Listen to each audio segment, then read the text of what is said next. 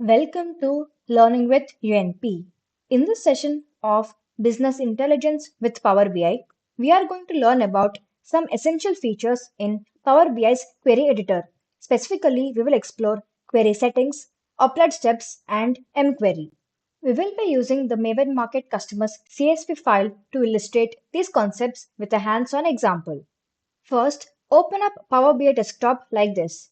Once we are here, go to Home ribbon, click on Transform Data option. This will take us to the Power BI Query Editor where we will do our data transformations. Now, let's import our data.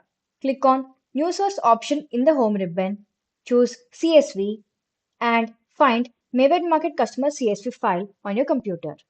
Now the data will get loaded up and we'll see a preview of data. Click on OK. Here is the data. Let me begin by giving you an overview of query settings.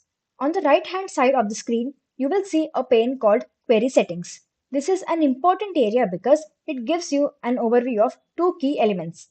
One is Properties, which has name in it, and then Applied Steps.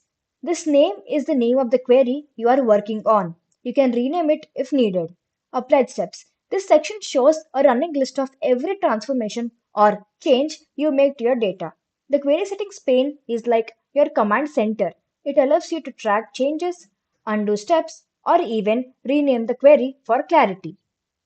Before we look at the details of applied steps, I want to show you how it works in action by performing a simple transformation. This way, when we look at the applied steps pane, everything will make sense.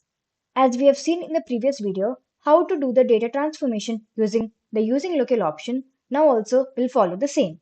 Let's dive into the birth date column. When you first look at this column, you might notice that Power BI has recognized these dates as text instead of date. This happens because the format of the dates in this dataset is month, day, year, which is not the default format for our region, that is India. Here we typically use day, month, year format.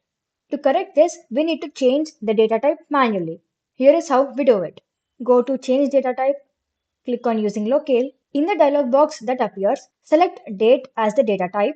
Choose English United States for the locale as this matches our date format. Click OK to apply these changes.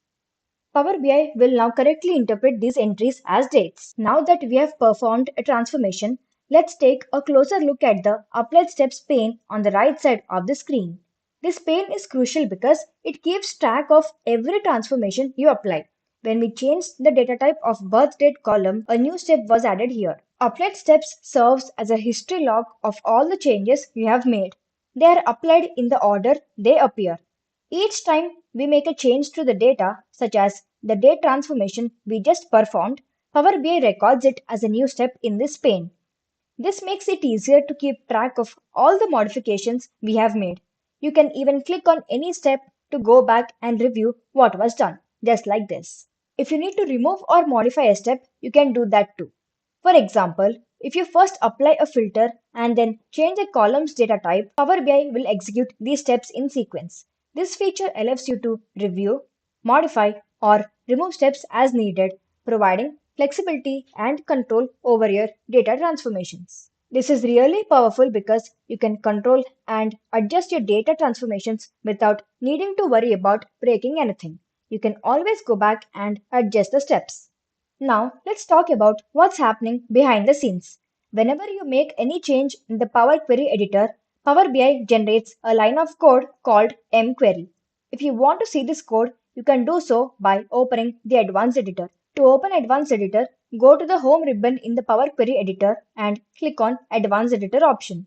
A window will pop up and inside it you will see the mQuery that Power BI has been writing based on the changes we have made. For instance, when we change the birth date column to a data type that is date data type, Power BI created a line of mQuery code like this. This code tells Power BI exactly how to process the column, means it tells Power BI to convert the birth date column into a date data type using the specified locale.